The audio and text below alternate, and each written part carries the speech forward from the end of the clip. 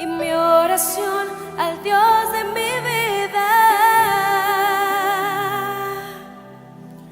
mi Salvador. Solo en ti yo espero. Primera de Samuel, capítulo 5. El arca en tierra de los filisteos.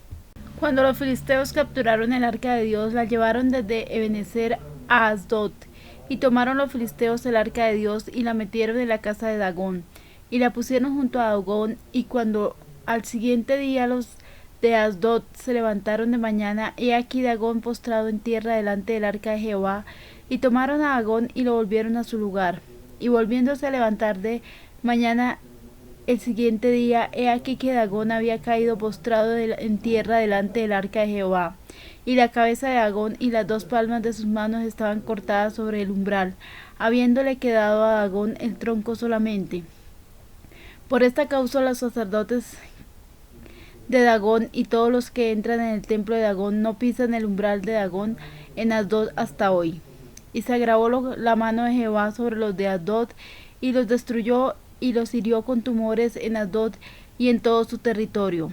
Y viendo esto, los de Asdod dijeron: no quede con nosotros el arca de Dios de Israel, porque su mano es dura sobre nosotros y sobre nuestro Dios Dagón. Convocaron pues a todos los príncipes de los filisteos y les dijeron: ¿qué haremos del arca de Dios de Israel? Y ellos respondieron: pásese el arca de Dios de Israel a Gad. Y pasaron allá el arca del Dios de Israel.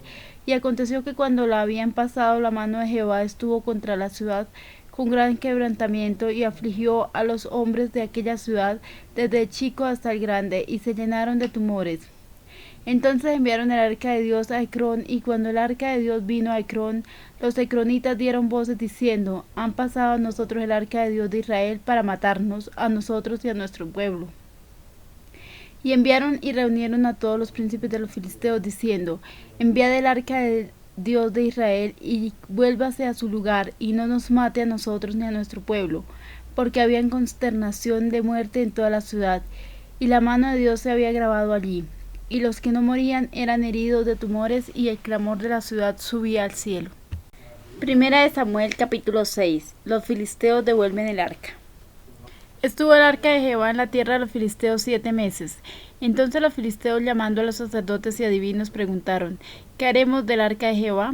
Hacednos saber de qué manera la hemos de volver a enviar a su lugar. Ellos dijeron: si enviáis el arca del Dios de Israel, no la enviéis vacía, sino pagadle la expiación.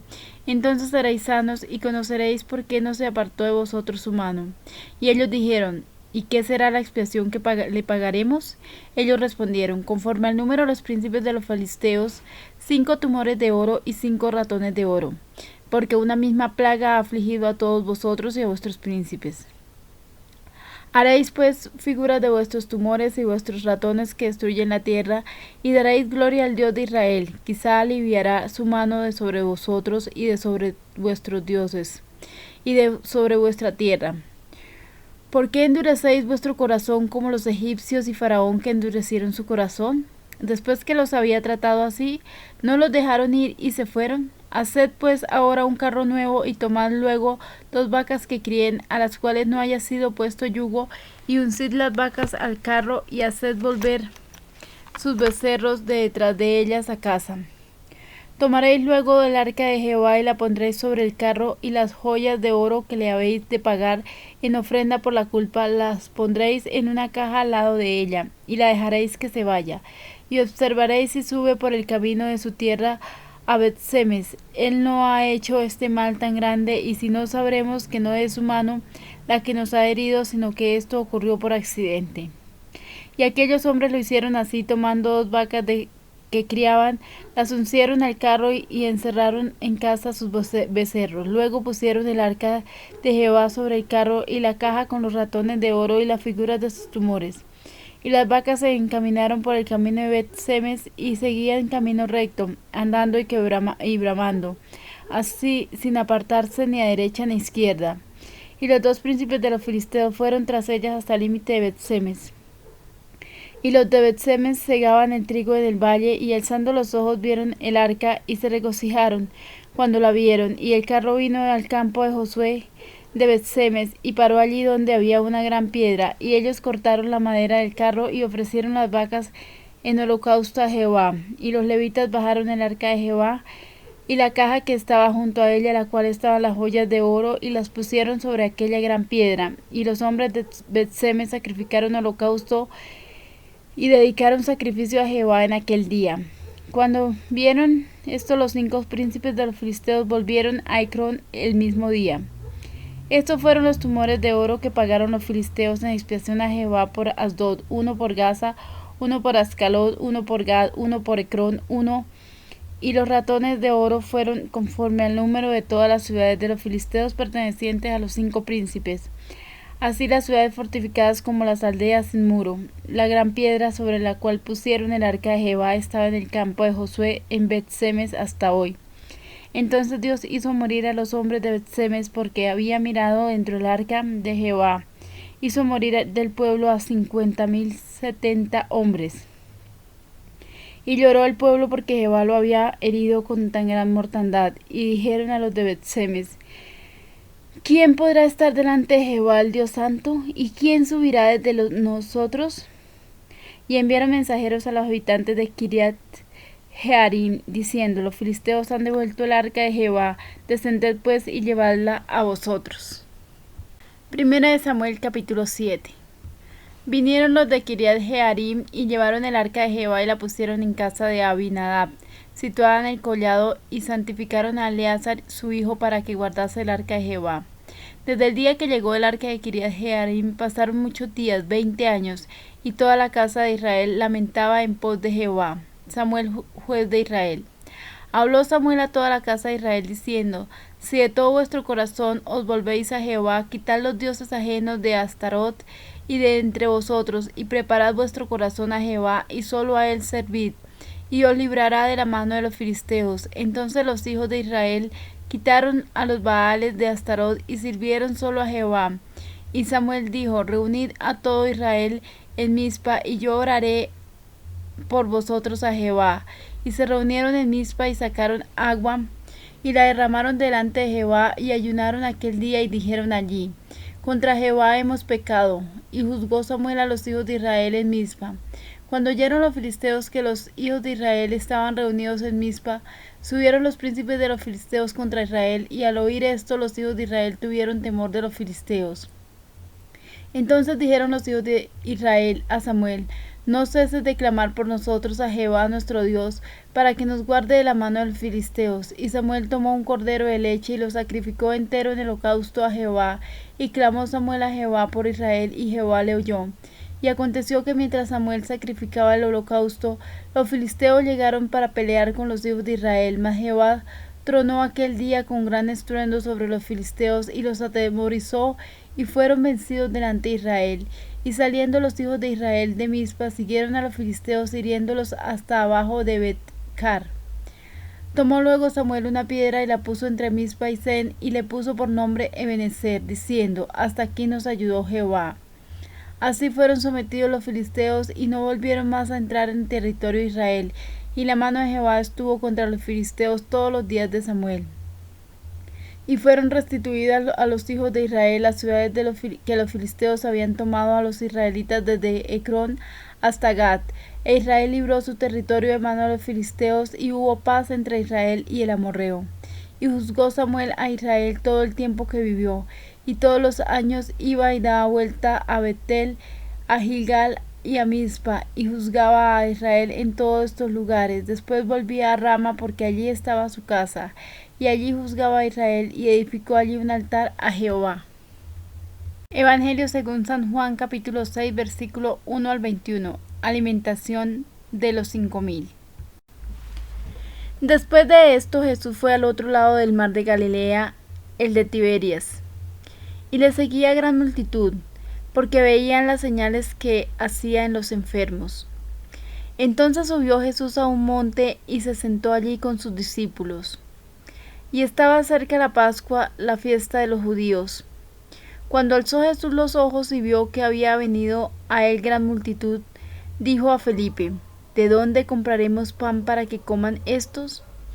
Pero esto decía para probarle, porque él sabía lo que había de hacer. Felipe le respondió: 200 denarios de pan no bastarían para que cada uno de ellos tomase un poco. Uno de sus discípulos, Andrés, hermano de Simón Pedro, le dijo: Aquí está un muchacho que tiene 5 panes de cebada y 2 pececillos, mas ¿qué es esto para tantos? Entonces Jesús dijo: Haced recostar la gente. Y había mucha hierba en aquel lugar, y se recostaron como en número de 5.000 varones. Y tomó Jesús aquellos panes, y habiendo dado gracia, los repartió entre los discípulos, y los discípulos entre los que estaban recostados, asimismo de los peces cuanto querían. Y cuando se hubieron saciado, dijo a sus discípulos: Recoged los pedazos que sobraron para que no se pierda nada. Y recogieron pues y llenaron 12 cestas de pedazos que de los 5 panes de cebada sobraron a los que habían comido. Aquellos hombres entonces, viendo la señal que Jesús había hecho, dijeron: Este verdaderamente es el profeta que había de venir al mundo. Pero entendiendo Jesús que iban a venir para apoderarse de él, a hacerle rey, volvió a retirarse al monte él solo. Jesús anda sobre el mar. Al anochecer descendieron sus discípulos al mar, y entrando en una barca, iban cruzando el mar hacia Capernaum. Estaba ya oscuro y Jesús no había venido a ellos. Y se levantaba el mar con gran viento que soplaba. Cuando habían remado como 25 o 30 estadios, vieron a Jesús que andaba sobre el mar y se acercaba a la barca, y tuvieron miedo. Mas él les dijo: Yo soy, no temáis. Ellos entonces con gusto le recibieron en la barca, la cual llegó enseguida a tierra donde iban. Salmos capítulo 106, versículo 13 al 31. Bien pronto olvidaron sus obras, no esperaron su consejo. Se entregaron a un deseo desordenado en el desierto, y tentaron a Dios en la soledad. Y él les dio lo que pidieron, mas envió mortandad sobre ellos. Tuvieron envidia de Moisés en el campamento, y contra Aarón el santo de Jehová. Entonces se abrió la tierra y tragó a Datán, y cubrió la compañía de Abiram. Y se encendió fuego en su junta, la llama quemó a los impíos. Hicieron becerro en Horeb, se postraron ante la imagen de fundición, así cambiaron su gloria por la imagen de un buey que come hierba. Olvidaron al Dios de su salvación, que había hecho grandezas en Egipto, maravillas en la tierra de Cam, cosas formidables sobre el mar Rojo, y trató de destruirlos, de no haberse interpuesto Moisés su escogido delante de él, a fin de apartar la indignación para que no los destruyese. Pero aborrecieron la tierra deseable, no creyeron a su palabra, antes murmuraron en sus tiendas, y no oyeron la voz de Jehová. Por tanto alzó su mano contra ellos para abatirlos en el desierto, y humillar su pueblo entre las naciones, y esparcirlos por las tierras. Se unieron asimismo a Baal-peor, y comieron los sacrificios de los muertos, provocaron la ira del Dios con sus obras, y se desarrolló la mortandad entre ellos. Entonces se levantó Fines e hizo juicio, y se detuvo la plaga, y le fue contado por justicia de generación en generación para siempre. Proverbios capítulo 14, versículo 34 y 35. La justicia engrandece a la nación, mas el pecado es afrenta de las naciones. La benevolencia del rey es para con el servidor entendido, mas su enojo contra el que lo avergüenza. Amado Padre, gracias por tu palabra, Señor. En este día me pongo en tus manos, Padre Santo, para que seas tú ayudándonos, Señor, y dirigiéndonos, Padre. Te ruego que seas tú haciendo tu santa voluntad sobre nuestra vida, Señor.